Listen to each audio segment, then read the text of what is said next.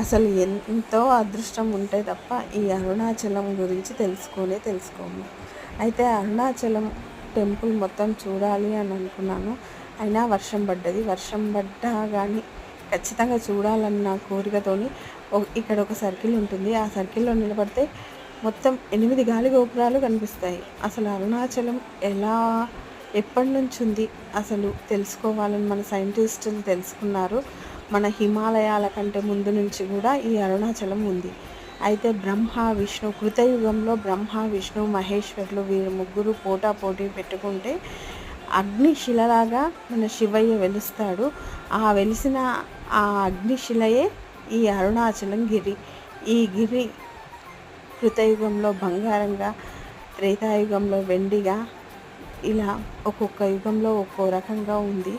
ఈ కలియుగంలో ఇలా ఉంది. ఎంతో అదృష్టం ఉంటుంది.